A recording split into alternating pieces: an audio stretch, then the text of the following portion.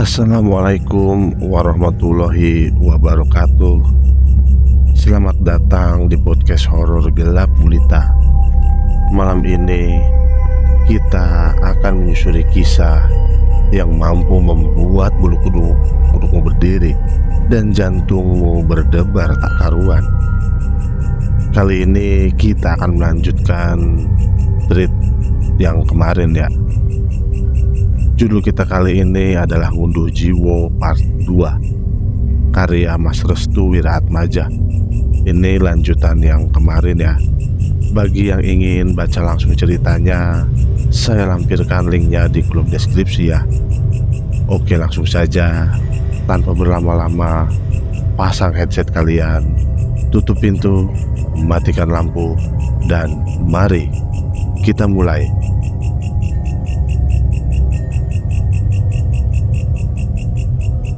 7 hari sebelum pesta, wanita itu menangis sembari kedua tangannya menggaruk-garuk bagian bawah kemaluannya. Lalu bersamaan dengan itu muncul cairan yang menetes secara perlahan. Semerbak bau busuk mulai tercium. Pak Sumardi segera menarik tangan istrinya. Akan tetapi Ibu Sumi hanya terdiam sembari menatap sosok wanita pengantin yang baru saja ia mandikan tadi pagi. "Duh, ayo muli nang alamu." Akan tetapi sosok pengantin tersebut justru marah. Ia kemudian mengangkat kedua tangannya dan menekuknya hingga terbalik.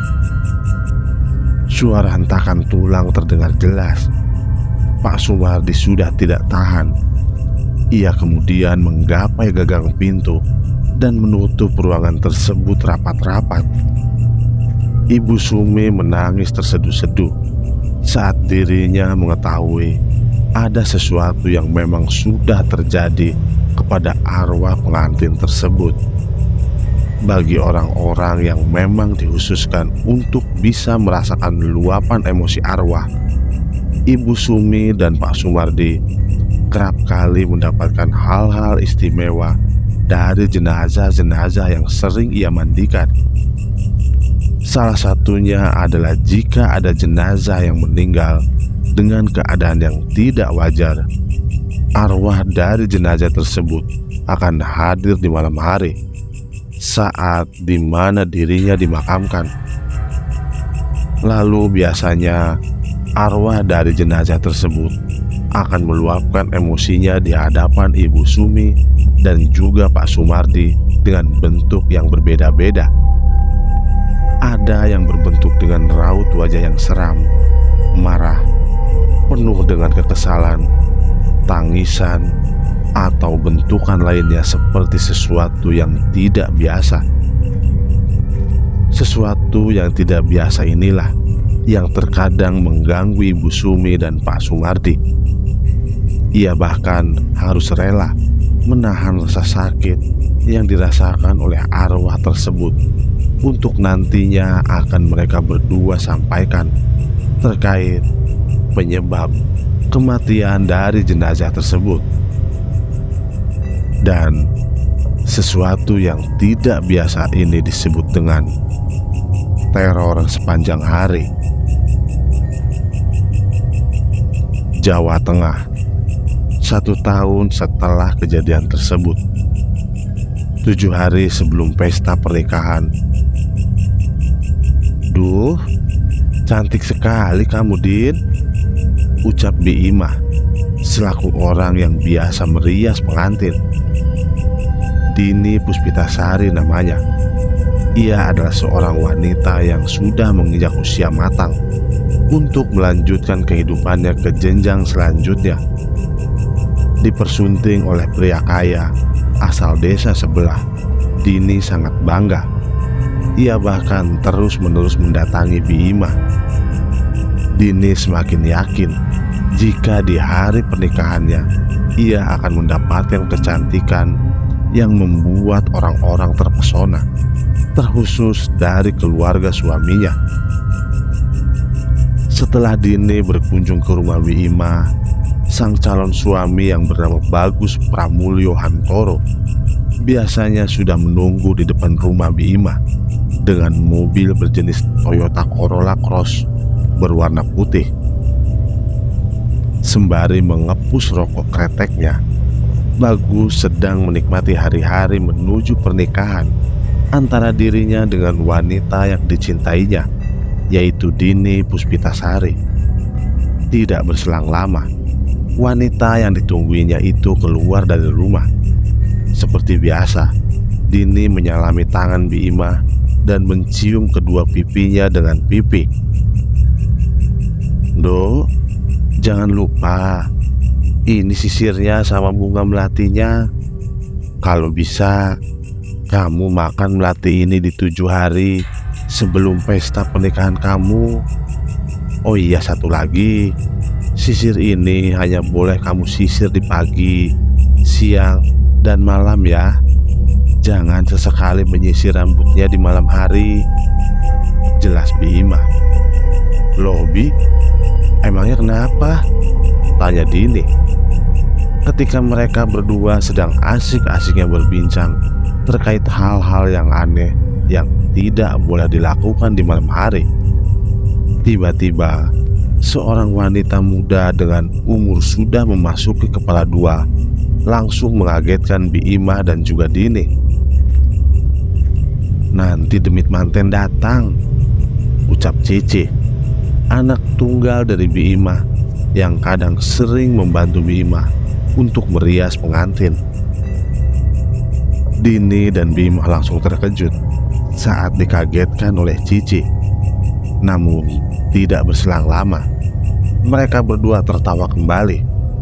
Mereka semua seperti layaknya saudara dan memiliki ikatan keluarga yang kuat. Maklum, Dini terlahir bukan dari orang yang mampu. Ayah dan ibunya hanya seorang petani yang ada di desanya. Dan saat pernikahan akan dimulai, ayah dan ibunya terpaksa harus melakukan apapun karena yang nantinya menjadi calon mertua dari Dini adalah seorang bos besar di desa sebelah. Setelah mereka bertiga berbincang-bincang, Dini pun izin pamit karena Mas Bagus sudah menunggunya di hadapan rumah Bima.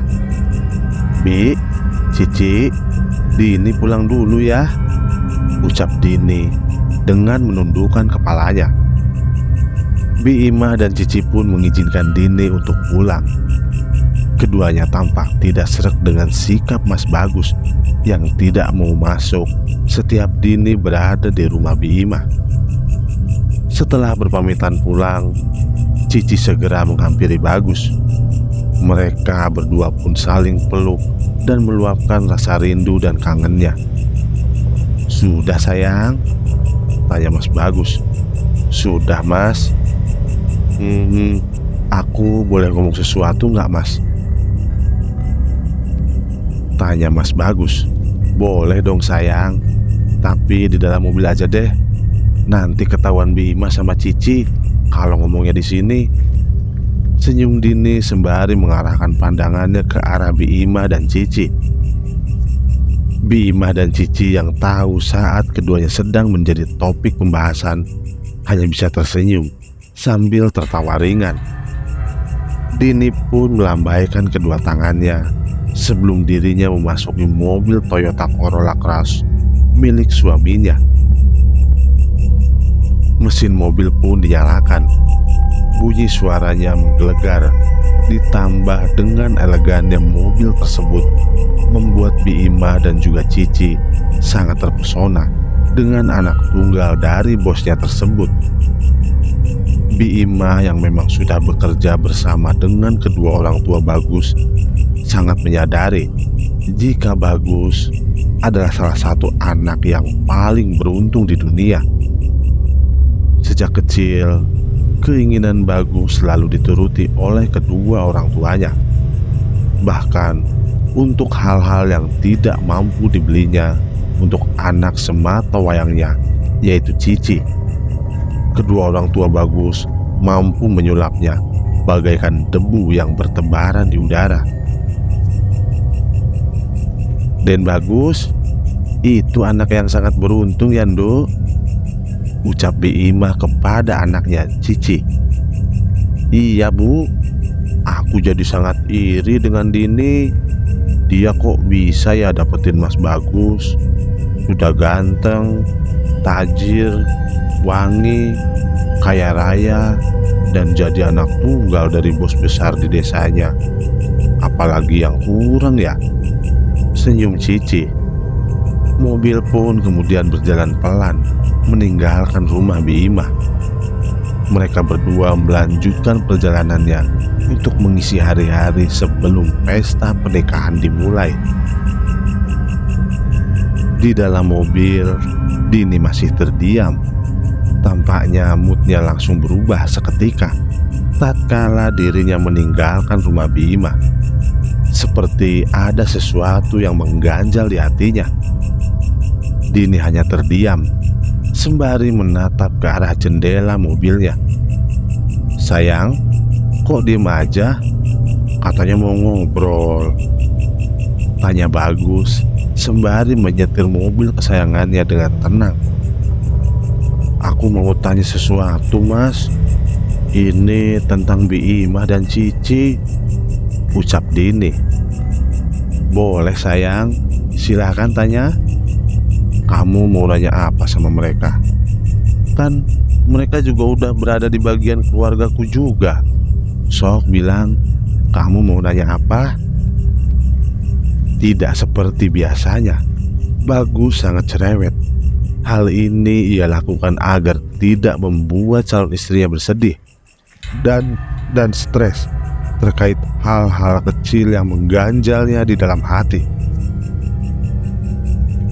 Bagus tidak mau jika nantinya saat keduanya sudah berumah tangga, hal-hal seperti ini tidak bisa diselesaikan dan malah membuat bukit-bukit masalah yang sangat besar.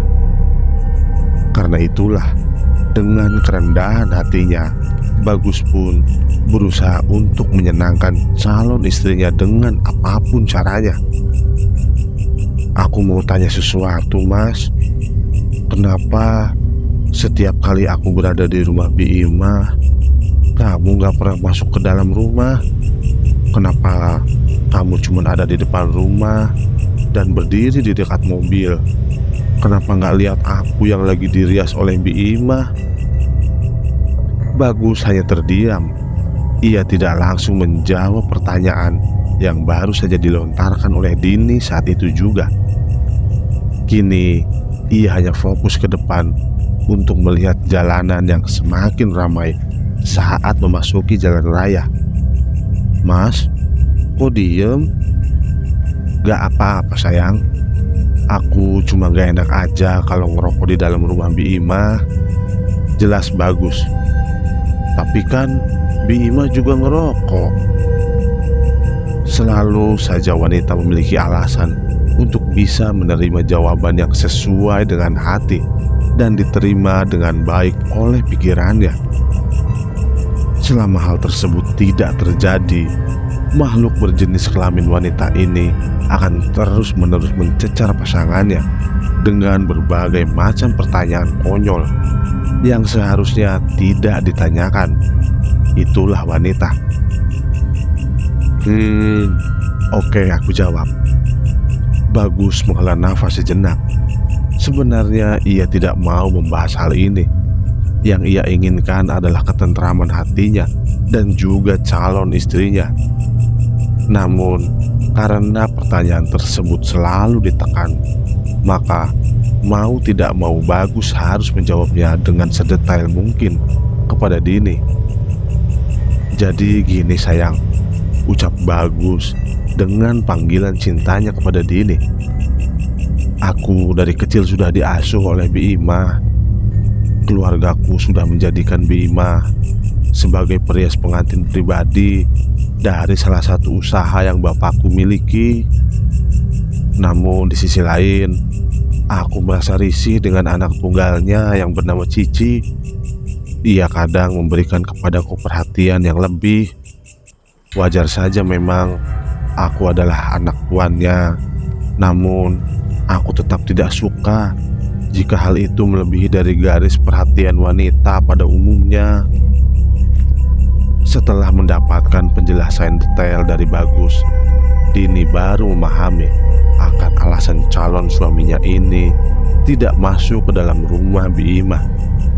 Salah satu alasannya adalah karena anak dari Bima sendiri, yaitu Cici. Memang benar, ketika Mas Bagus datang, orang yang pertama kali menyambutnya dengan senang hati adalah Cici. Sambutannya bahkan melebihi dari apa yang Dini kira. Baru suara mobilnya saja berdenging di telinga, Cici sudah menyiapkan wedang teh manis kesukaan Mas Bagus. Lalu dia juga kerap memberikan makanan-makanan pasar dan yang lainnya agar Mas Bagus lebih lama berada di rumah Bima. Lagi-lagi Dini kembali terdiam.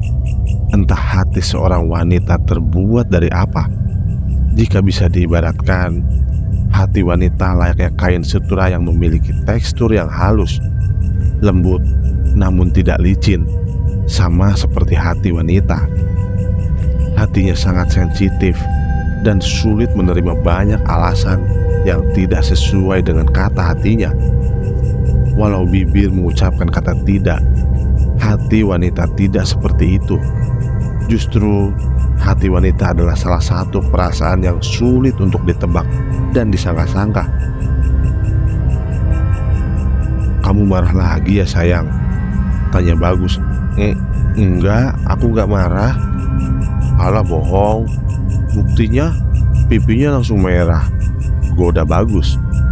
Bagus pun mencoba untuk membuat guyonan yang menjadikan mood Dini menjadi lebih baik. Dan benar saja, atas godaan dan guyonannya tersebut, Dini kembali tersenyum.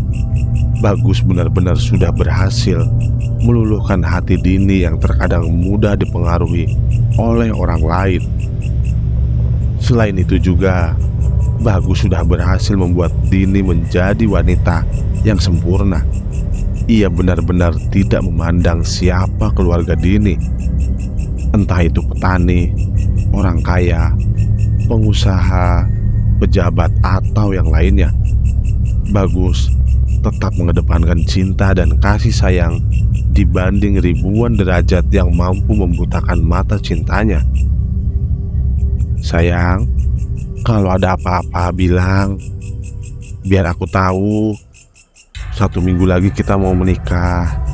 Masa kamu kalau ada masalah masih diem-diem aja? Kan biar aku juga tahu." "Iya sayang, maafin aku ya." Bagus mengelus rambut Dini. Dini menyandarkan kepalanya di pundak Bagus. Sungguh indah kisah percintaan mereka berdua.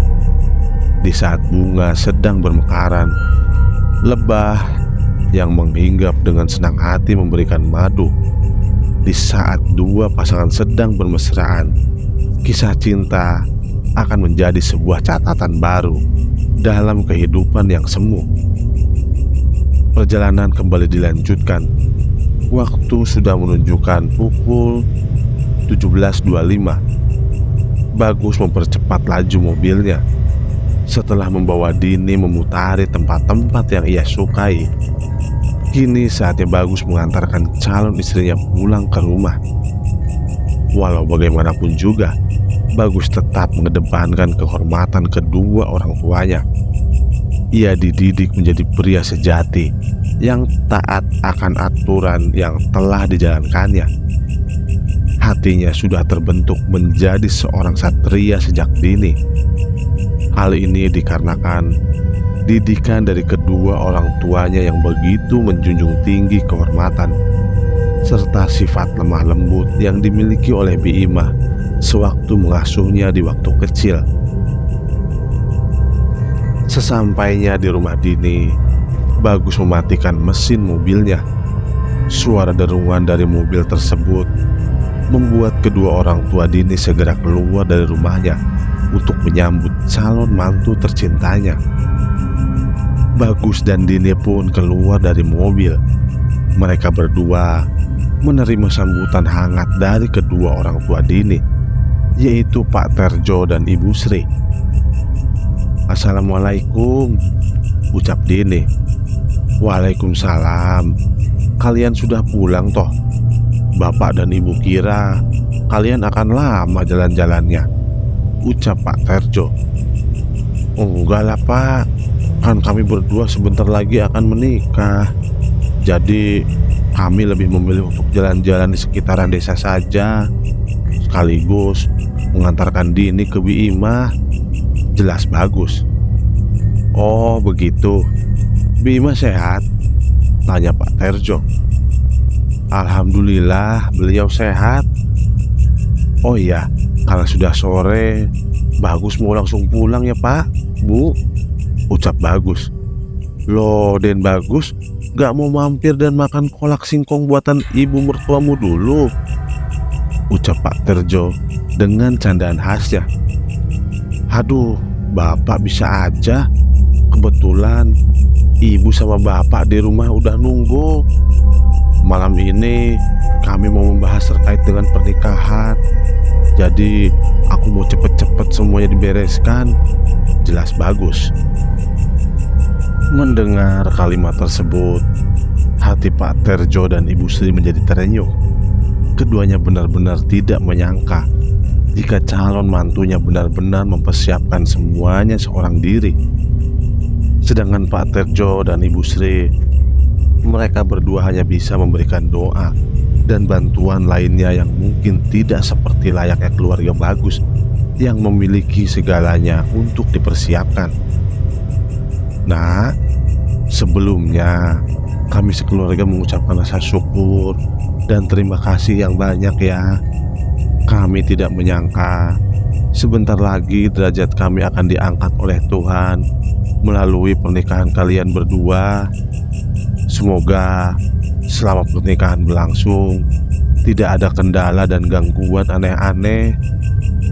Semoga selama pernikahan berlangsung tidak ada kendala dan gangguan aneh-aneh. Amin.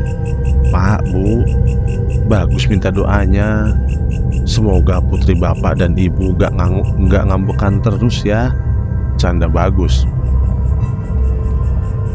Dini pun langsung mencubit perut Bagus, dan sontak saja Bagus langsung berteriak sembari tertawa kegirangan. Mereka semua pun tertawa dengan hal kecil seperti ini. Benar-benar kebahagiaan yang diciptakan oleh diri sendiri. Mereka semua berhasil memberikan kebahagiaan yang layak untuk bisa melanjutkan kehidupan selanjutnya. Selesai berpamitan dengan Pak Terjo dan Ibu Sri, Bagus pun segera memasuki mobil antiknya. "Aku pulang dulu ya. Assalamualaikum." "Waalaikumsalam." Mobil pun melaju meninggalkan halaman rumah Dini dan menuju ke sebuah desa yang bernama Tejo Kromo. Ia kemudian sejenak membuka jendela hanya untuk melihat wajah cantik calon istrinya Dini. Seketika Dini memperlihatkan senyuman indahnya seperti layaknya bulan purnama yang memiliki keindahan sinarnya. Desa Tejo Kromo adalah desa yang sejahtera. Dilihat dari tempatnya yang berada di bagian atas, Desa Tejo Kromo diberkati dengan tanah yang subur dan warganya memiliki profesi yang berbeda-beda. Ada yang berprofesi sebagai peternak, tukang kayu, petani, bahkan banyak dari mereka memiliki dan memilih untuk menjadi pengusaha kain. Namun di Desa Tejo Kromo hampir semua orang mengenal Bagus. Orang-orang mengenalnya karena termasuk anak sematawayang dari bos kayu terbesar di desa tersebut. Kedua orang tua Bagus juga memiliki banyak pekerjaan, yang salah satunya adalah sebagai pengatur pernikahan di sebuah tempat. Tidak heran jika saat musim nikah tiba, keluarga Bagus akan sangat sibuk untuk mengatur seluruh kegiatan yang berkaitan dengan pernikahan. Sesuai dengan apa yang sudah diceritakan oleh Bagus, Biimah adalah orang yang sangat penting di keluarganya. Berkat Biimah, kedua orang tua Bagus memiliki usaha tambahan dan menjadikannya sebagai orang tersukses di desa Tejokromo. Namun berbeda dengan apa yang sudah terjadi dan selalu terdengar di masyarakat, keluarga dari Bagus tidak hanya dikenal dengan hal-hal baik saja. Ada satu aib yang sangat populer di desa Tejokromo terkait dengan keluarga Bagus. Warga desa telah mengetahui kegagalan Bagus dalam membangun keluarga. Bagus sudah 2 kali gagal membangun keluarga karena setiap kali dirinya menikah, istri yang dinikahinya langsung meninggal dunia. Dan itu biasanya terjadi setelah beberapa hari pernikahannya berlangsung. Tidak heran jika orang-orang menyebut Bagus sebagai duda muda di desanya. Oleh sebab itulah, kedewasaan dari Bagus tidak diragukan lagi. Ia mampu membuat para wanita yang dicintainya luluh dengan apa yang dia lakukan. Rumor yang buruk di keluarga Bagus ternyata hanya diketahui oleh sebagian orang. Mereka yang mengetahui hal tersebut biasanya orang-orang yang berasal dari keluarga korban atau mantan istri Bagus. Lalu tersebar ke beberapa penjuru warga hanya untuk memberikan kepercayaan terkait dengan hal aneh yang dianut oleh keluarga Bagus sendiri. Namun, rumor yang dibagikan oleh para warga tidak diindahkan oleh orang-orang yang tetap memuja dan memuji keluarga Bagus. Mereka juga yang sudah berkecimpung dalam pekerjaan yang dimiliki oleh orang tua Bagus tidak akan mempercayai rumor kotor yang disebarkan oleh orang-orang yang memang tidak menyukai keluarga Bagus. Mobil terhenti di sebuah rumah mewah yang berada di tengah-tengah desa. Rumah yang dibangun di atas tanah yang sangat subur itu memiliki banyak sekali tanaman di depannya. Gerbang rumah yang menjulang tinggi hingga terdapat beberapa orang yang sering berlalu lalang karena memiliki urusan dengan kedua orang tuanya. Tampak menundukkan kepalanya ketika Bagus mendatangi rumah. "Den Bagus datang," ucap salah seorang menundukkan kepalanya di saat mobil Bagus mulai memasuki gerbang rumah. Dari dalam rumah keluar seorang wanita dengan rambut yang disanggul dan berjalan layaknya seorang putri. Ia adalah ibu dari Bagus yang bernama Ning Putri Melati. Orang-orang memanggilnya sebagai Bunda Melati. Hal ini dikarenakan Bunda Melati layaknya seorang ibu dari orang-orang warga desa Tejokromo. Ia sangat peduli dengan keluhan yang disampaikan oleh banyak warga. Ia juga tidak segan untuk membantu para warga untuk segera menikah dengan pembiayaan merias pengantin yang sangat murah meriah.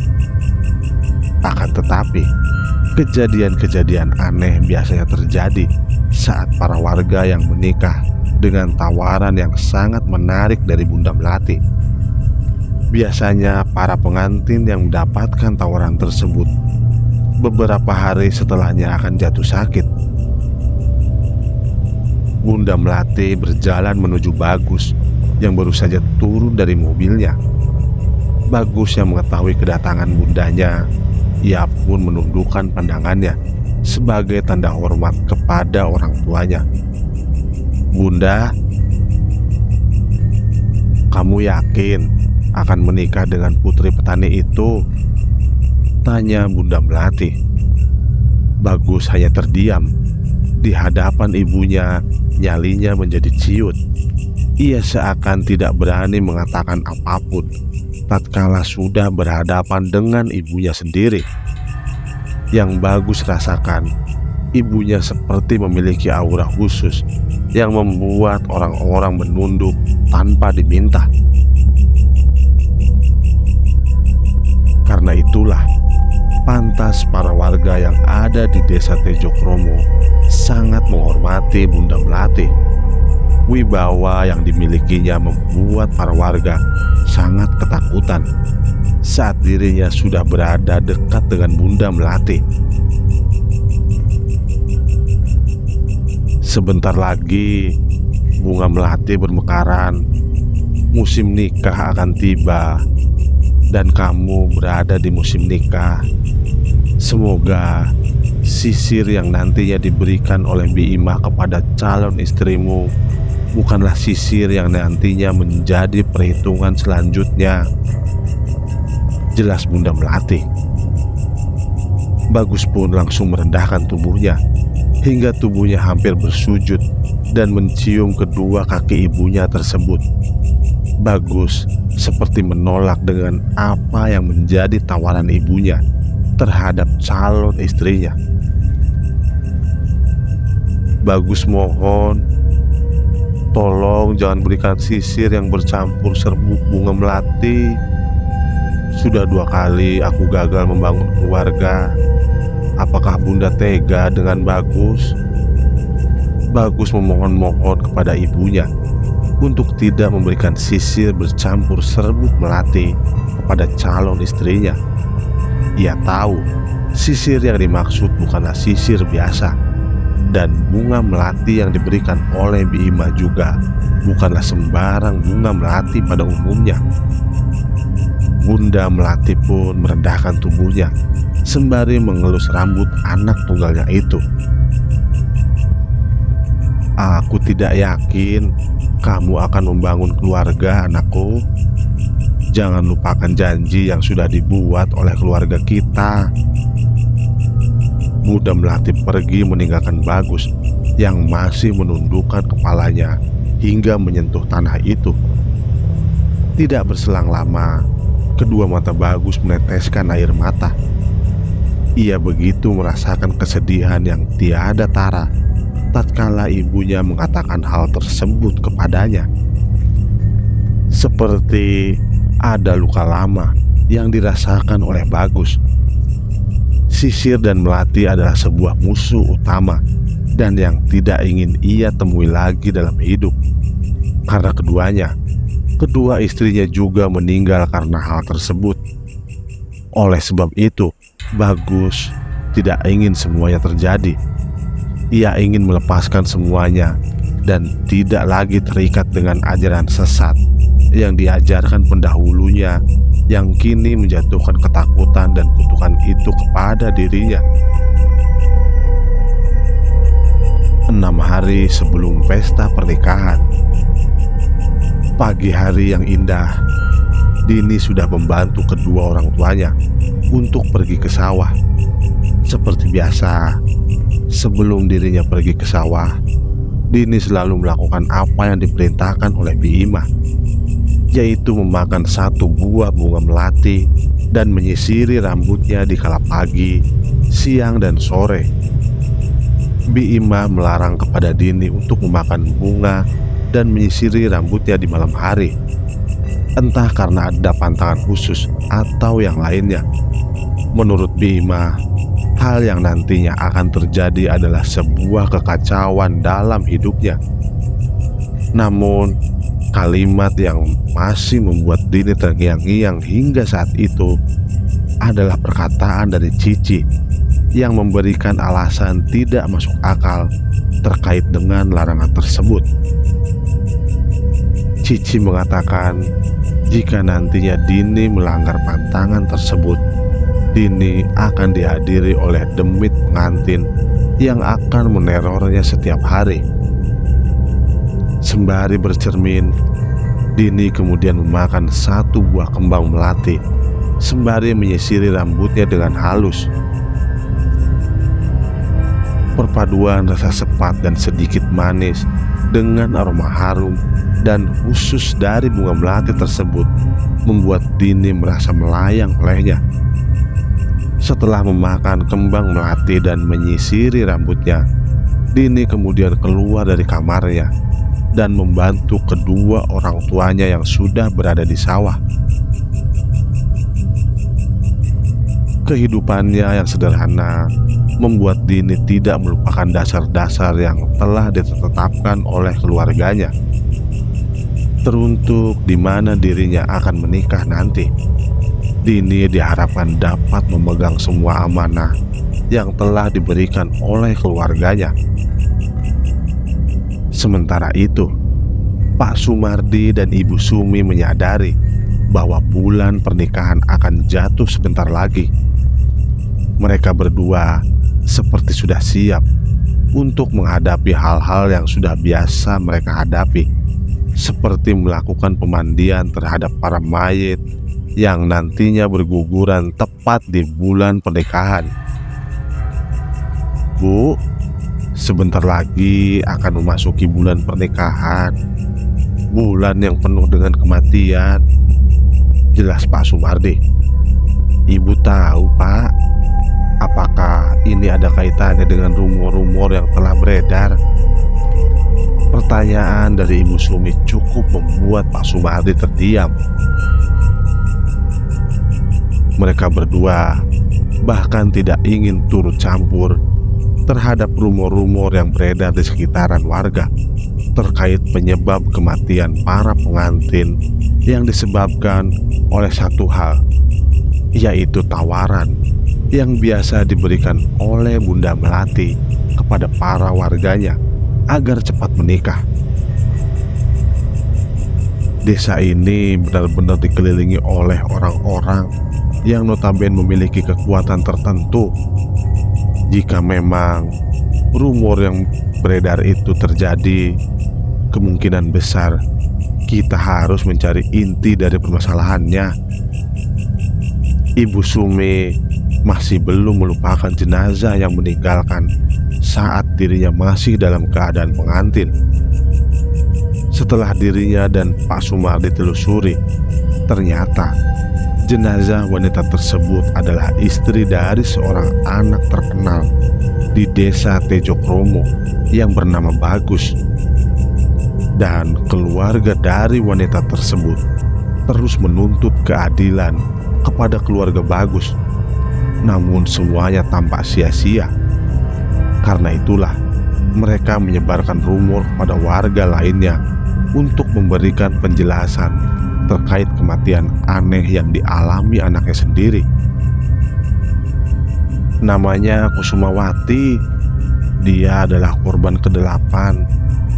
Terhitung semenjak kita memandikan jenazah yang hampir semuanya pengantin, ke-8 jenazah tersebut benar-benar dirias oleh satu orang yang sama, yaitu perias pengantin pribadi dari keluarga orang terkenal di desa ini karena kekayaannya, jelas Ibu Sumi. Ketika Ibu Sumi menyebutkan nama Biimah, dadanya begitu sesak dan jantungnya berdegup kencang. Ibu Sumi seperti menaruh kecurigaan yang sangat besar kepada salah seorang warga desa yang sejak dulu bekerja di keluarga Bagus ini. Seakan menjadi gambaran terbaru dari Ibu Sumi dan Pak Sumardi. Mereka berdua pun mengunjungi rumah korban ke-8 yang bernama Kusumawati. Tujuan mereka tidak lain dan tidak bukan adalah ingin mencari tahu terkait kematian aneh yang terjadi kepada korban ke-8 ini. Keinginan mereka hanyalah satu: sebelum musim pernikahan tiba, mereka berdua bisa menghentikan ini semua dengan mengaitkan beberapa pihak. Jika tidak, maka korban-korban selanjutnya akan berguguran. Keberadaan rumah Kusumawati. Pak Sumardi dan Ibu Sumi mengunjungi rumah keluarga Kusumawati. Seperti biasa, kedatangan mereka berdua benar-benar sangat ditakuti oleh para warga. Setiap kali Pak Sumardi dan Ibu Sumi mendatangi rumah warga, Itu menandakan telah terjadinya kematian dari salah satu anggota keluarga. Namun berbeda untuk kali ini. Kedatangan dari Pak Sumardi dan Ibu Sumi benar-benar menginginkan titik terang terkait dengan 1 tahun setelah kematian dari Kusumawati. Saat mereka tiba di rumah keluarga Kusumawati, seorang pria muda yang diyakini sebagai adik dari almarhumah menyambut kedatangan keduanya. "Pak Sumardi, Ibu Sumi, ada apa ya? Apakah ada kabar dari desa jika salah satu keluarga kami ada yang meninggal dunia?" tanya pria tersebut. Pak Sumardi dan Ibu Sumi hanya tersenyum. Tidak berselang lama, anggota keluarga lainnya juga mulai keluar secara bersamaan. Mereka semua menyambut kedatangan Pak Sumardi dan Ibu Sumi yang tidak seperti biasanya mengunjungi rumah warga, kecuali jika memang ada tugas dari desa untuk memandikan jenazah. "Pak Sumardi, Ibu Sumi, tumben kalian berdua mengunjungi rumah kami. Apa ada sesuatu hal yang memang terjadi kepada keluarga kami?" tanya orang tua Kusumawati. "Tidak Pak, Bu, kami berdua ingin bersilaturahmi saja. Semestinya setelah 1 tahun kita mendapatkan sebuah kasus yang aneh. Dalam sejarah pemandian jenazah hidup kami ingin menanyakan banyak hal. Sebelumnya, pria muda ini bernama siapa?" tanya Ibu Sumi.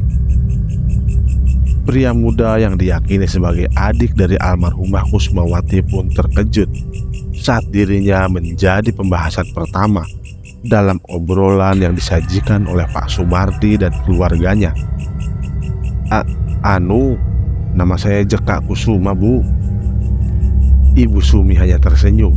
Ia kemudian kembali menatap ke arah orang tua almarhumah Kusumawati dengan tatapan yang serius tapi sedikit santai. "Dia bernama Jeka, Bu. Dia anak yang paling bungsu dari keluarga kami. Semenjak kematian Kusumawati, kami berdua benar-benar dalam keadaan yang menderita," jelas orang tua Kusumawati. "Kalau boleh tahu, apakah benar Kusumawati dulunya dipersunting oleh anak dari bos kayu di desa ini? Namanya kalau tidak salah..." "Benar, dia adalah anak iblis. Dia keparat dan bajingan di desa ini, Bagus Pramulyo Hantoro. Ia sengaja menyunting putri kami hanya untuk ambisi orang tuanya."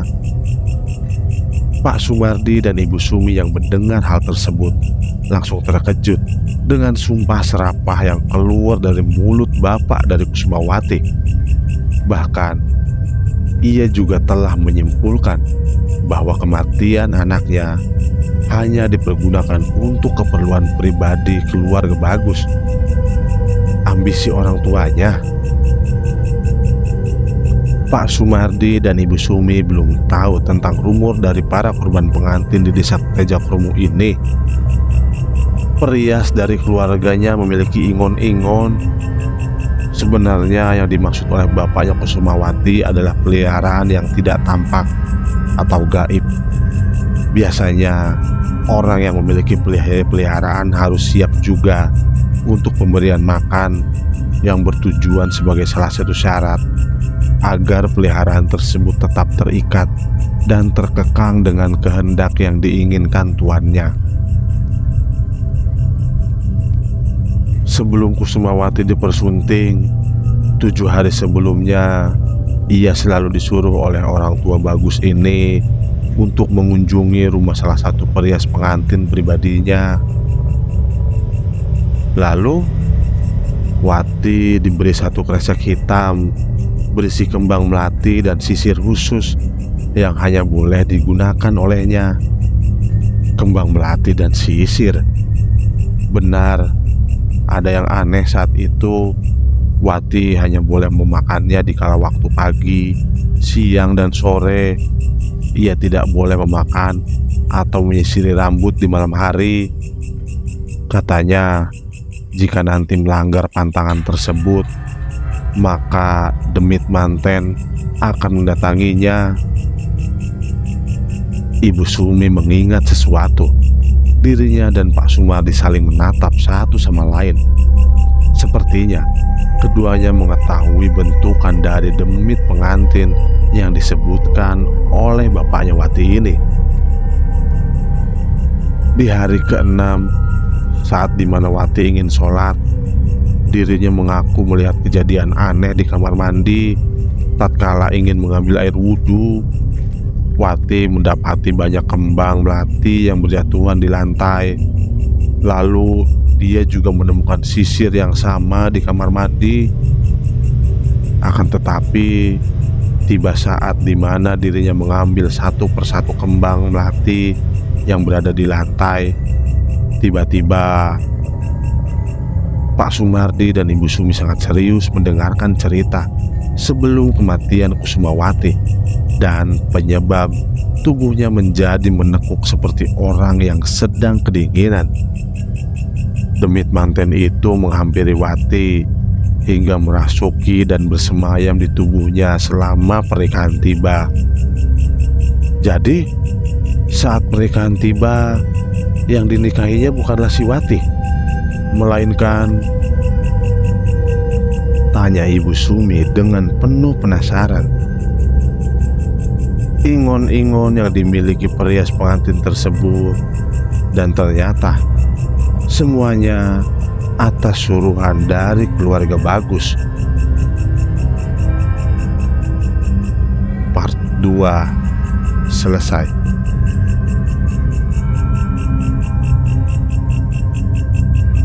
Oke, itulah tadi Ngunduh Jiwo Part 2 karya Restu Wiraatmaja.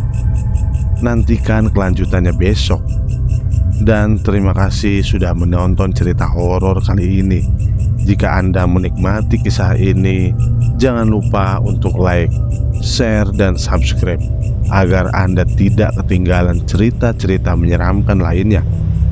Aktifkan juga lonceng notifikasinya supaya Anda menjadi yang pertama tahu ketika ada video baru. Jika Anda punya pengalaman horor atau cerita seram lainnya, tuliskan di kolom komentar di bawah. Sampai jumpa di cerita berikutnya. Dan ingat, hati-hati saat gelap tiba. Selamat malam.